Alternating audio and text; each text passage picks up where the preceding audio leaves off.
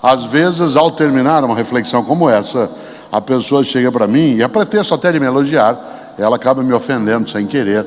Ela diz: Cortella, você tem o dom da palavra. Me dá uma raiva nessa hora.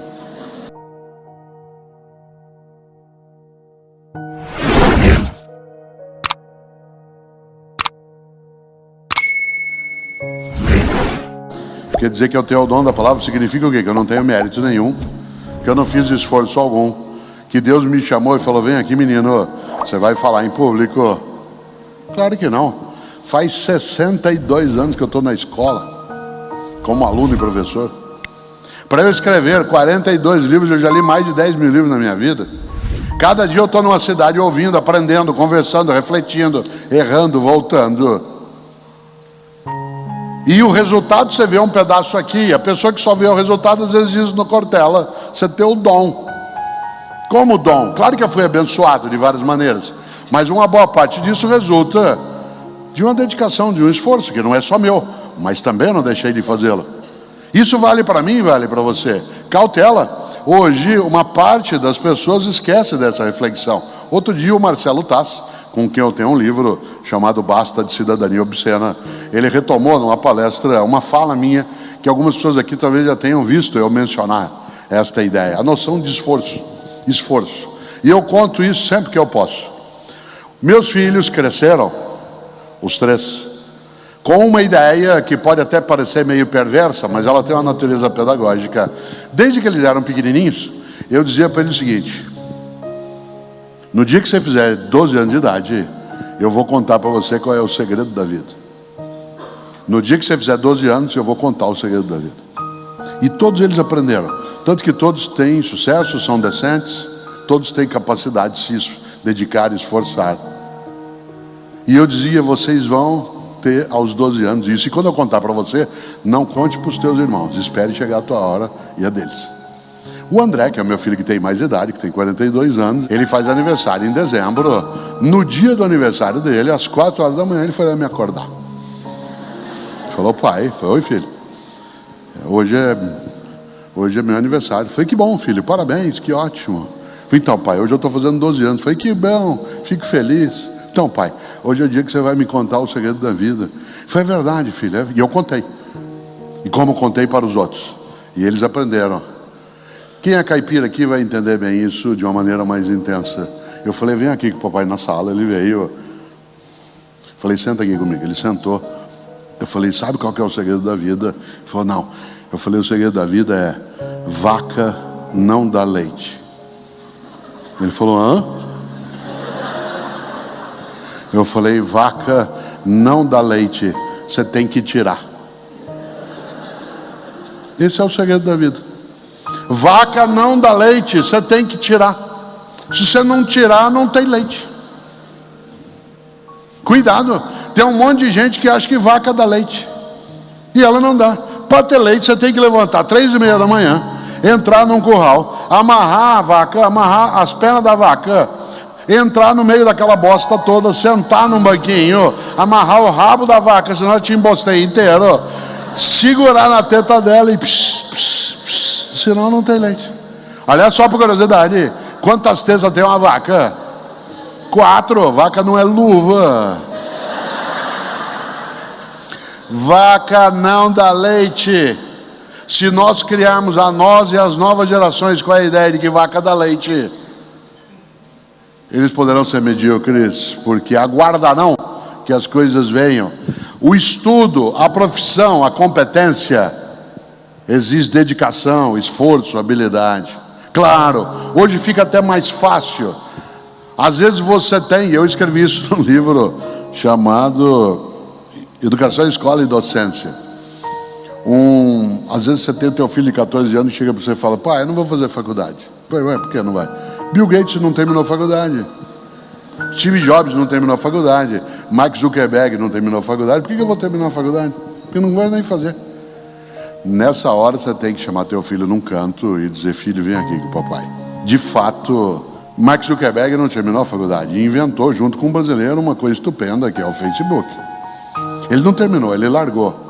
Mas sabe o que ele largou? A faculdade ele largou? Aí você tem que falar bem alto no ouvido dele. Harvard!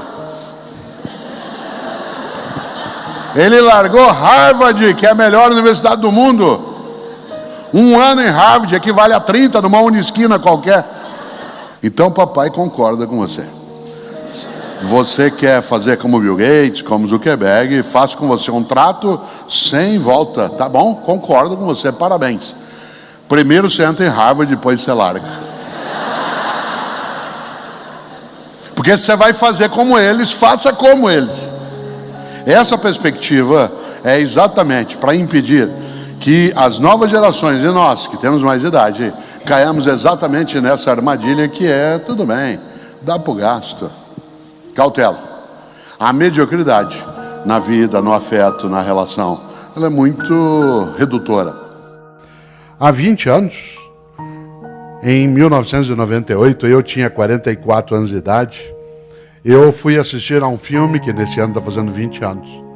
Um filme que talvez quem tem mais idade aqui tenha assistido, chamado O Resgate do Soldado Ryan.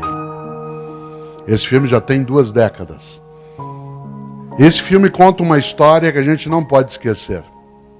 E ele tem nele algo que eu queria trazer como marca inicial nessa reflexão. Quem aqui assistiu ao filme se lembra, ele é um filme já clássico, o que eu vou falar aqui é spoiler, mas isso para quem já assistiu não vale, para quem não viu, feche os ouvidos. O filme conta uma história magnífica, difícil de assistir. É um filme do Steven Spielberg, cujo ator principal é o Tom Hanks, e o segundo é o Matt Damon. Nesse filme, o roteirista produziu uma história maravilhosa e difícil de lidar.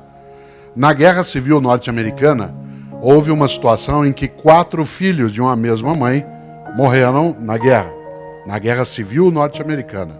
E, como 3 deles haviam sido mortos durante o combate, as forças de direção trouxeram o 4º filho para que ele não fosse também morto e a família não ficasse sem nenhum dos seus. Ele não o fez. O roteirista do filme O Resgate do Soldado Ryan leu essa história porque viu um dia o túmulo deles e resolveu passar a história para a Segunda Guerra Mundial. E a história, portanto, do filme O Resgate do Soldado Ryan se dá na Segunda Guerra Mundial com uma missão.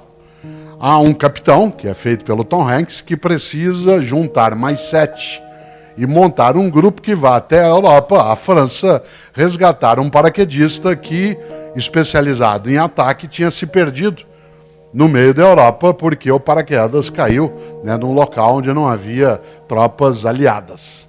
É necessário que ele vá ser resgatado por comando do general Patton. O general Patton determinara que famílias em que havia vários filhos, quando alguns deles tivessem morrido, aquele que sobrevivesse deveria ser levado para casa. Isso é real. No caso, a história não é real em relação à Segunda Guerra, mas em relação a esta autorização, sim. E o filme se dá exatamente com a organização de um grupo de 8 pessoas que desembarca na Normandia, exatamente em 1944, no famoso dia D. Os primeiros 20 minutos desse filme, para quem não gosta de cinema realista, não deve ser visto, porque você tem que ficar de olhos fechados. Ele é absolutamente nada romântico com a ideia de guerra, de arma, de sangue. É uma coisa fortíssima. E eles entram na Europa em busca de um rapaz chamado Ryan, que precisa ser levado para casa. Dá para você imaginar como a história se desenrola. Isto é, acharam um paraquedista de uma tropa norte-americana perdido na Europa em meio a uma guerra, ainda mais sem aqueles meios digitais que o Pedro tanto aprecia, um pouco mais complicado. E é curioso porque eles vão pouco a pouco, vários deles vão morrendo para chegar até o soldado e o encontram. E ele se recusa a ir para casa, ele não quer. Ele quer continuar em combate, ele acha que é um dever e uma missão dele continuar no combate. Mas vários morrem para que ele possa ser salvo. E uma cena inacreditável, dificílima de lidar, é a cena quase final, em que o capitão, feito pelo Tom Hanks, ele está morrendo, porque ele enfrenta um tanque dos nazistas. E ele perece exatamente nesse combate.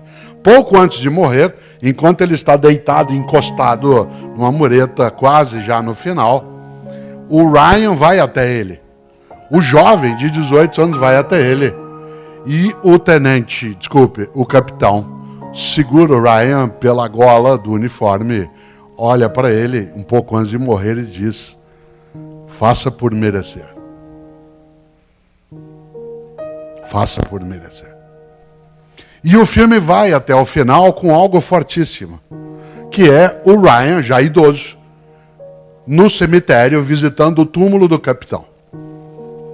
Enquanto ele está orando pelo capitão, a família dele está mais à distância, ele já bastante idoso, ele dialoga com o capitão, agradecendo, claro, né, com o túmulo, faz continência e chama a esposa dele, que vem pouco a pouco, ele segura na mão dela e pergunta: eu fiz por merecer? Essa é uma das questões mais difíceis que a gente pode ter de lidar.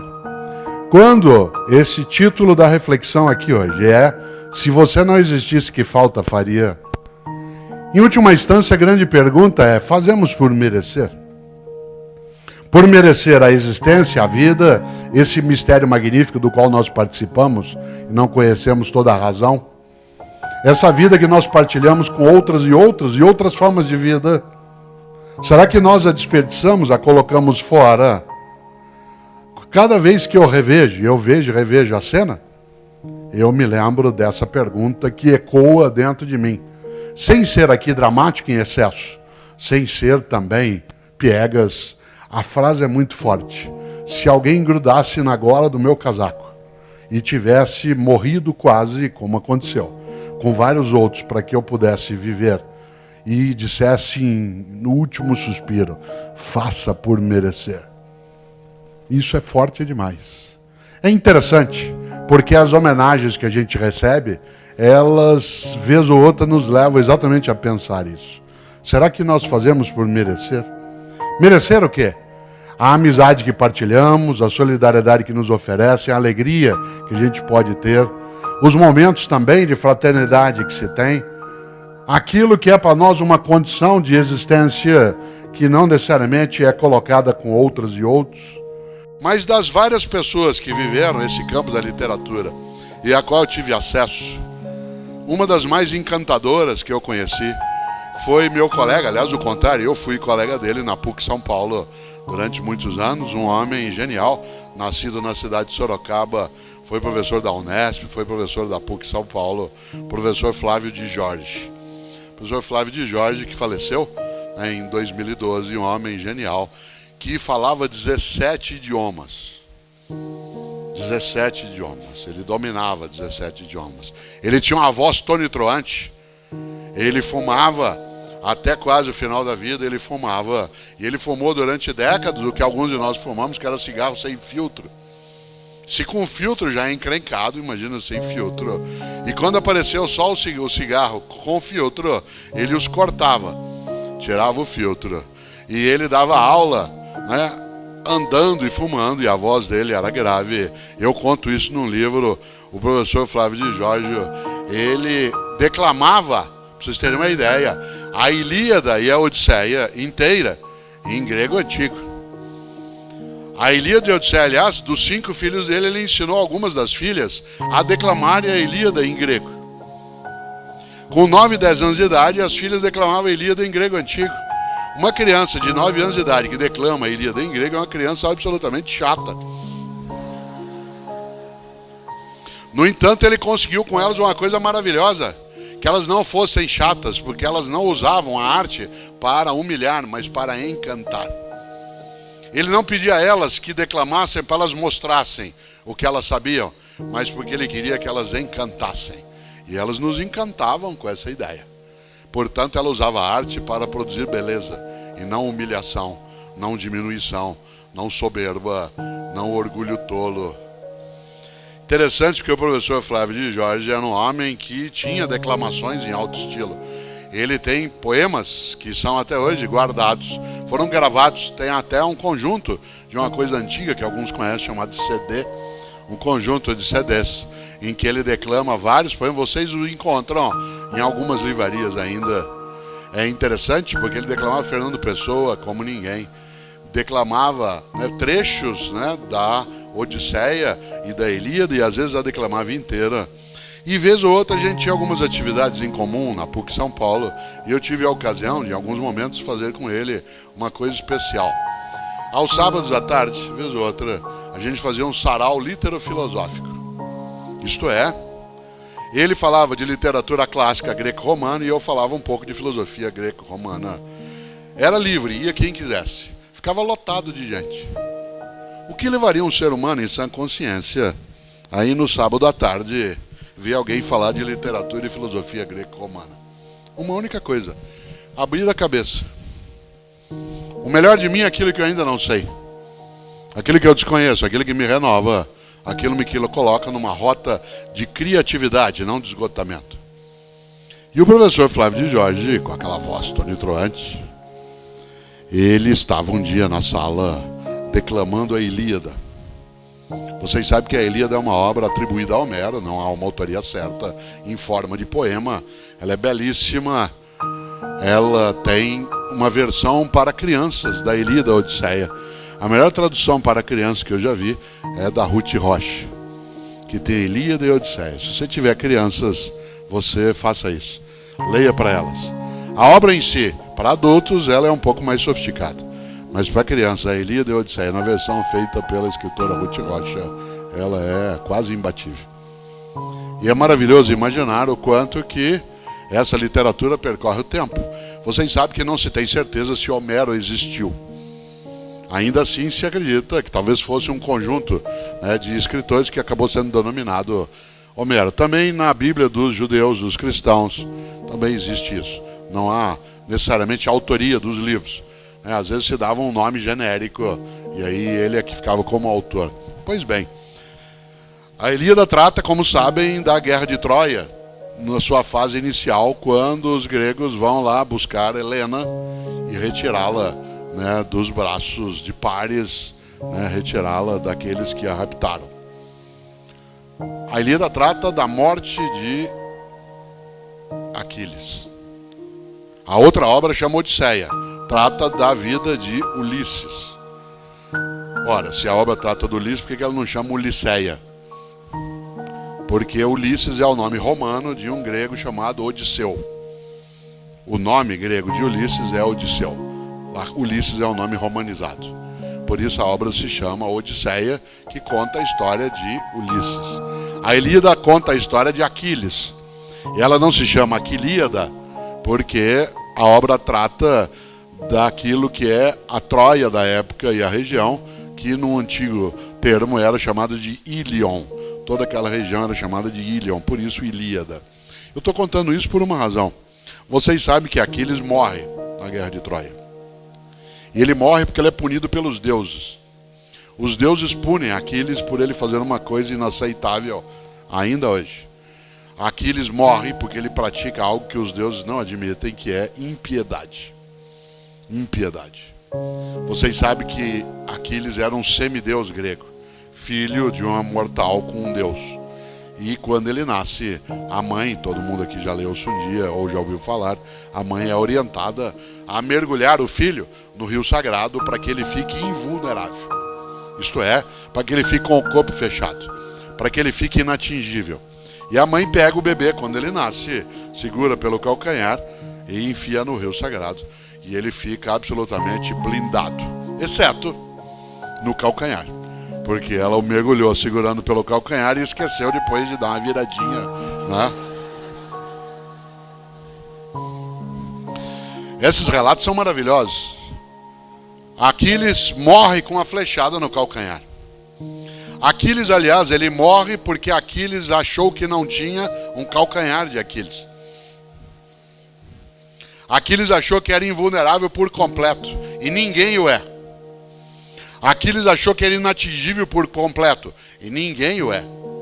Por isso Aquiles morreu com uma flechada no calcanhar, porque achou que não tinha um calcanhar de Aquiles, mas o Aquiles tinha um calcanhar de Aquiles, que era o próprio calcanhar. E a história mostra que os deuses permitiram que os troianos atingissem Aquiles no calcanhar, porque ele praticou impiedade. Ele matou em combate o filho do rei de Troia E em vez de entregar o filho para os pais poderem sepultá-lo, chorá-lo, honrá-lo, ele decidiu humilhar os derrotados. E ele amarrou o corpo do filho do rei de Troia numa biga, aquele carro de 2 cavalos, e em vez de entregá-lo à família, para que a família o desse a ele um sepultamento e pudesse pranteá-lo, chorá-lo, ele ficou com o cadáver na frente das muralhas de Troia, arrastando para lá para cá até destruir o cadáver. Impiedade. Uma pessoa ímpia é aquela que vence e humilha, derrota e ofende, ultrapassa e esmaga. Piedade é uma virtude. É a virtude de vencer sem esmagar, derrotar sem ofender, ultrapassar sem humilhar. Aquiles ensina na Ilíada que não se admite a impiedade.